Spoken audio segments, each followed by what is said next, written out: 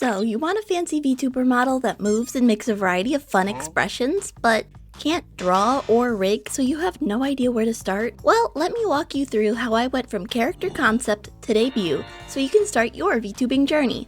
I'll show you the options you have based on your budget and what you need to do to get a custom live 2D model. So let's get into it. First, what do you want your character to be? For myself, I knew I wanted to be a demon of some sort and have hair drills. Yeah, that's what I started with. No lore, no design, nothing. Just a vague idea to get me thinking. Some people may have thought out OCs with lore, or maybe it's just themselves but in a non-realistic style. This is totally up to you, and you can put as much or as little thought into it as you want. There are no rules, and although many VTubers have lore, you don't need a backstory to start streaming. Then, once you have at least a vague concept, you need an actual design. It's worth noting that some VTuber model makers will help you make the design, but more often than not, they require at least some sort of reference to go off of. What next? If you aren't good at art like me and are tight on funds like I was when I first started, no problem. Let me show you how I got a starting reference for free that got me visualizing what I wanted my VTuber to look like. Ta-da! These are the very first concepts of Cozy Chew. I used a website called Genesis to make these, but any other character creator or pick crew can help. You can pair this with a Pinterest board or other vibe visualization collection. This may not look exactly like what you want, which makes sense since the options for character generators can be limited. But from here we can more easily get the idea to what we want our character to look like. However, from this point you have two choices. Do you want to be a PNGtuber or a live 2D VTuber? Yeah, I know there are 3D VTubers, but that's outside the scope of this video.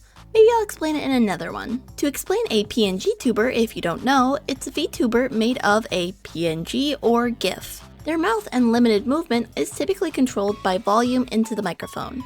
You may also see PNGtuber Plus, an option with a little more movement. A live 2D VTuber is what most people expect when thinking of VTubers. It's a complex file made from many art layers and then animated through a process called rigging in live 2D software. If you decide to do the PNGtuber route, at this point you can pay an artist to give you at least two images, a mouth open and closed to talk. Or if you're tight on cash, just use the generator. A lot of generators will have terms of use, so make sure to check those before you do this, but let me show you an example. Hi, this is a PNGtuber I made from a pick crew made by Yasubaru. Yeah, it's not 100% accurate to my design, but hey, it works. With this, you immediately have a PNGtuber ready to use for exactly $0. If the limited design of the generators bother you, just reach out to an artist. Plenty of options for different budgets on VGen. The artist, using your reference and mood board, can make you something way more custom than possibly something like this.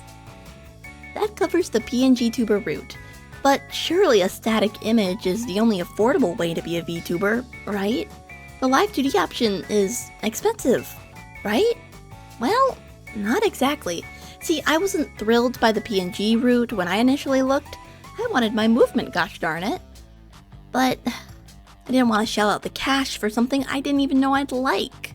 I actually want to take a moment here to emphasize you do not need to spend tons of money to be a VTuber, and my advice is to not spend much until after you've started. See, some people, and they may be able to afford doing this, purchase a model and then find out that they don't even like streaming, essentially wasting money on a model that will never see the light of day ever again. Try before you buy. That being said, there is an option to try out VTubing in the live 2D before buying that fancy custom model. Now that VTubers are more popular than ever, there are some free models available and tons of affordable pre-made. I've actually linked one for feminine and one for masculine characters in the description below. There's also a wonderful website known as Booth. This website I have quite a selection from. Chat calls it an addiction, but I'm simply making a collection. However, don't forget about the concept we made earlier. This is exactly what I did to start streaming. With my concept in mind, I searched for available live 2D models under $20 until I found one. This was the model I started streaming with and hit partner with. It was close enough to my character concept and didn't break the bank, and it had the movement I was looking for. Ta-da! From this, Cozy Chew was born. If you look for long enough online, you may be able to also find something close to your concept. Other places like Etsy or Ko-Fi may also have pre-made model listings. Just be careful. I've noticed Etsy in particular is flooded with AI-generated models. Another thing to note when taking this path is you do not own the exclusive rights when buying a pre-made model. Not acknowledging this can get you in hot water. Ultimately, if this is the path you take, yes, the design can be a smidge restricted from your full idea, but you can at least get started without breaking the bank. But where next from here? When I had a pre-made model, I was also fortunate enough to become Twitch affiliate and partner, all the while saving any income from my streaming activities to go right back into enhancing my streams. The next step from a pre-made or PNG is finally getting a custom model. At this point, you should know that you like streaming, so actually investing in your streams is worth it. Now we are at the part of the video where I'm going to walk you through how to commission something custom and even prepare for a debut. Let's walk through this as if you're planning on debuting. First and most importantly, you want a live 2D model. Went the PNGtuber route? Then you might already have the perfect reference. If you don't have a reference, now's the time to commission a reference sheet. When I was looking at getting my own model, I wanted a new design based off what I originally wanted with some hints to the pre-made. So I went back to the drawing board and commissioned several artists for outfit and design concepts, because I wasn't entirely sure what I wanted to go with. Several designs later, I really liked this chibi outfit design. Mixing that with my desired hair, horns, and body type, I went to another artist to get the final reference sheet. With that, you then need an actual model artist. This could be the same as the reference artist. If the artist has made live 2D models, this won't be an issue, but if the artist hasn't made a model before, make sure they know what layers are needed. My rule of thumb is if they haven't made a model before or aren't offering model commissions, you might want to look elsewhere. When you found the artist you're looking for, I find it's helpful to prepare a Google Drive folder or doc that you can share that has all the info they need to know. You can tell them what expressions you're looking for, what, if any, toggles, hair toggles, alt colors, arms, etc. Basically, if something new happens in the toggle, you're gonna need art for it. Here's a page from mine going over all the expression toggles I wanted with additional reference images. This provides your model artist with a clear explanation, limiting potential miscommunications and the revisions needed. Next, make sure you have a rigging artist in mind. Some elements I considered when choosing mine outside of the price was if they had V-bridger for better mouth shapes, head turn examples, and bounciness. If you have a ton of toggles or expressions, you might want to share the same doc or a new rig-specific one to help communicate what you're looking for. These documents, aren't necessary, but for me it really helped get my ideas across and left the revisions to more specific changes. Once you have your rigging, well, you have your VTuber model. Be sure to play around with it once you get it. I know when I went from a lizard blink to full mouth angles, I had to take a moment to see how my facial expressions would carry over with the new rigging. After all, half of being a VTuber is face acting.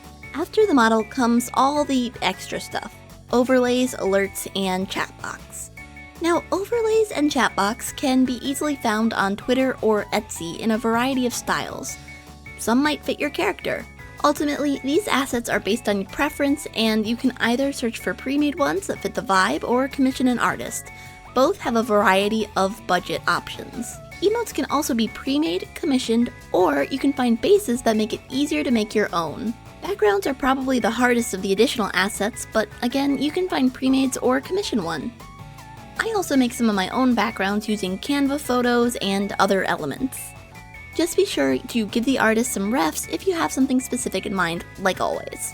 Lastly, if you're planning on a debut, you might want to consider what else you'll need for that extra oomph. For my debut, I had 2 mini models and a lore comic. If you want to see how that went, be sure to check out my debut video.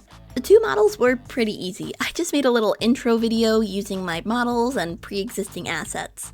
The lore comic was the bigger project. I made sure to write out the plot, setting, and dialogue into a script. Then I found an artist within my budget and worked with them to get it all sorted. After that, I wanted to animate it, so I commissioned an animator. Lastly, I added a voiceover with the help of a friend, and I think it added a lot to the debut, and I'm glad I saved up for it. It wouldn't have been possible at the start, but saving from the support of my year and a half of streaming made it all possible, and I'm so grateful for that. That also just goes to show you don't need to do everything when you start, and sometimes it's just better to wait until you've had some experience streaming. Well, I think that covers it. Starting from an idea, you can start being a VTuber, whatever your budget may be. And honestly, we are lucky being VTubers nowadays. So many free or inexpensive assets can be found if you just take a look around. I hope this helped explain the process of how you can start VTubing for yourself. If you have any questions, be sure to leave them in the comments below. And if you like this video, drop a like and subscribe, and I'll see you in the next one. Bye for now. Mwah.